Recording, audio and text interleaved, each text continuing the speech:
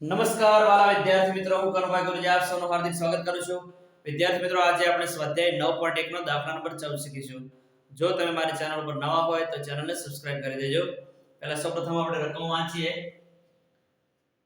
1.2 metre ઊંચાઈ વાળી એક છોકરીને જમીનથી 88.2 મીટર ઊંચાઈ પર રહેલો પવનને કારણે સમક્ષિતિજ રેખામાં ગતિ કરતો એક બલૂન જોવા મળે છે. કોઈ એક સમયે છોકરીને તેના ઉચ્છેદ કોણનું માપ 60 અંશ મળે છે. થોડા સમય બાદ બલૂનના ઉચ્છેદ કોણનું માપ 30 અંશ થાય છે. તો આ સમય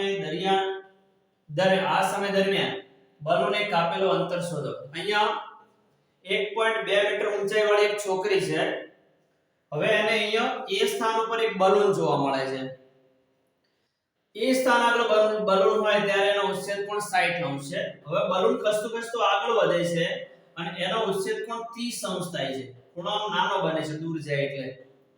આપણે અહીંયા બલૂન છે A થી B આગળ પહોંચ્યું ત્યારે એને કેટલું અંતર કાપ્યું હશે એ શોધવાનું છે, બરાબર?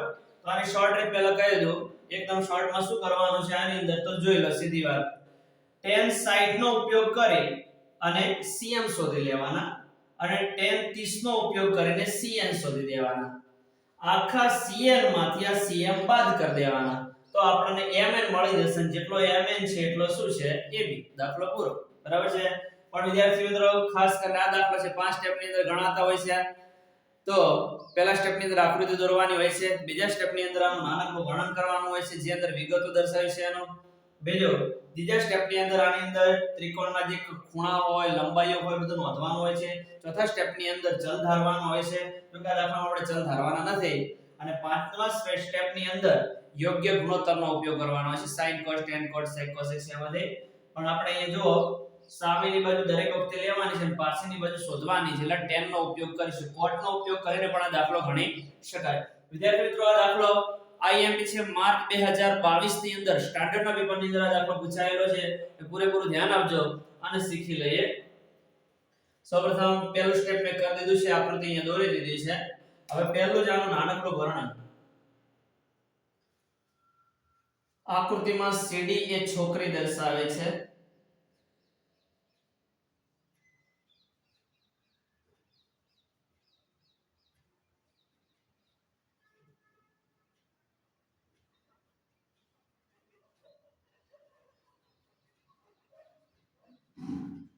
આકૃતિમાં CD એ છોકરી દર્શાવે છે અને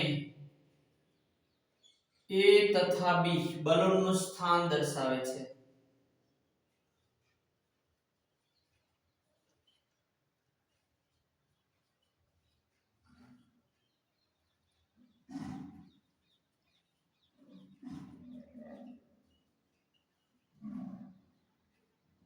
હવે આની અંદર જે પણ ત્રિકોણના ખૂણા છે એનો ઉલ્લેખ કરી દઈએ. ત્રિકોણ પહેલો AMC લઈએ.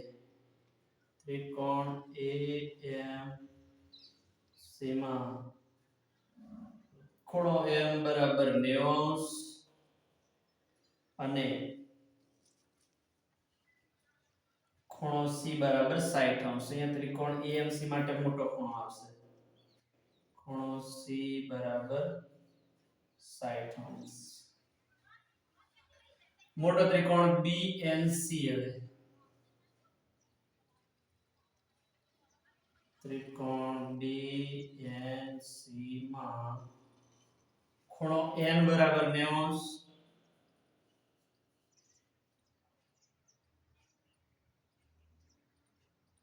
અહીંયા ખૂણો C નાનો થઈ જશે, 30 અંશ થઈ જશે અને ખૂણો C બરાબર 30 અંશ. આની અંદર જે લંબાઈ આપેલી છે લખી દઈએ. ટોટલ જે BE છે એ 88.2 મીટર છે. એની આપણે જરૂર નથી પડવાની, સીધી બાદબાકી કરી લખી દઈએ. BN બરાબર AM. BN બરાબર AM. 88.2 છે એમાંથી 1.2 છોકરીની ઊંચાઈ છે બાદ કરી દો. તો આપણને મળી જશે 87. તો અહીંયા bn અને am બંને 87 થશે. બરાબર, તો લંબાઈ આવી ગઈ. રેડી, તો આટલું ઘણું થઈ ગયું. માપો ઘણા લખવાના નથી. હવે પહેલા આપણે tan 60 નો ઉપયોગ કરી દઈએ. tan 60 અંશ બરાબર 60 ની સામેની બાજુ am છેદમાં 60 ની પાસેની બાજુ cm. હવે tan 60 નું મૂલ્ય છે વર્ગમૂળમાં 3. am આપણી પાસે 87 છે. cm શોધવા છે. cm ને અહીં અંશમાં લઈ જઈએ. therefore cm બરાબર વર્ગમૂળ 3 અહીંયા છેદમાં જતા રહેશે એટલે 87 છેદમાં વર્ગમૂળ 3. હવે tan 30 અંશ લઈ લઈએ. tan 30 અંશ બરાબર 30 અંશ ની સામેની બાજુ bn અને પાસેની બાજુ cm. tan 30 અંશ નું મૂલ્ય છે 1 છેદમાં વર્ગમૂળ 3. bn આપણી પાસે 87 છે. cn શોધવા. cn અહીં અંશમાં જશે. વર્ગમૂળ 3 અહીંયા ભાગાકારમાં છે, ગુણાકારમાં જશે એટલે 87 વર્ગમૂળ 3 મીટર મળશે. એકમ આપણે સેલે લખીશું મીટર દેશે. ચલ, હવે આપણે અહીંયા બલૂને કાપેલું અંતર શોધવું છે. બલૂને કાપેલું અંતર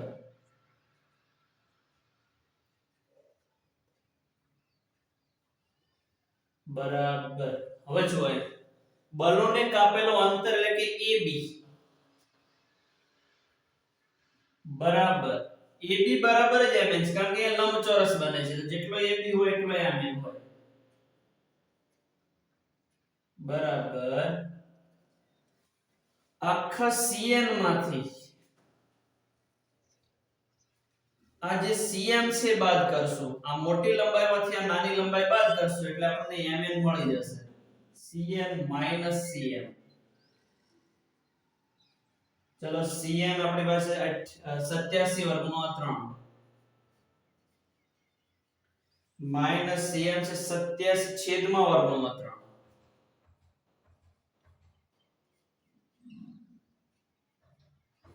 વર્ગમૂળ 3 લસા લઈએ તો 87 વર્ગમૂળ 3 એ ક્રોસ ગુણાકાર કરો. વર્ગમૂળ 3 ગુણ્યા વર્ગમૂળ 3 એટલે પૂરેપૂરા 3 માઈનસ 87 બરાબર વર્ગમૂળ 3. 3 સીતા 21 નો એકડો વધી આય 2 3 24 24 ને 2 26 માઈનસ 87 વર્ગમૂળ 3. હવે 261 માંથી 87 બાદ કરી દો.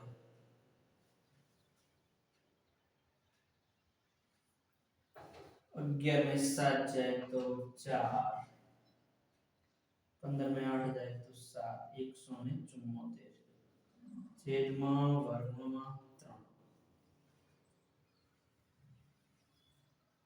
બરાબર. જો અહીંયા 1 ને 7 8 ને 4 12 અવયવ પડે એવા છે. 3 વડે ભાગી શકાય તો અમે તગડાને છૂટો પાડીએ તો 3 5 15 15 ને 17 3 8 24 છેદમાં વર્ગમૂળમાં 3. ચલો, વર્ગમૂળ 3 વર્ગમૂળિયા વર્ગમૂળ 3 આના બે અવયવ પાડ્યા. વર્ગમૂળ 3 ઉડી જાય. 58 ને આગળ લખી દઈએ, વર્ગમૂળ 3 ને પાછળ લખી દઈએ. તો અહીંયા બલૂને કાપેલું અંતર 58 વર્ગમૂળ 3 મીટર મળશે. તો આ રીતે દાખલો ગણી શકાય. વ્યવસ્થિત અને તૈયાર કરી દેજો. વિદ્યાર્થી મિત્રો, આ પ્રકારનું પ્લેલિસ્ટ બનાવેલું છે જેની અંદર થિયરી અને સ્વાધ્યાય 9.1 ના દાખલા નંબર 1 થી માંડીને 13 સુધી પ્લેલિસ્ટમાં મૂકેલું છે. તો જેને જોઈને શીખવાનો પ્રયત્ન કરજો.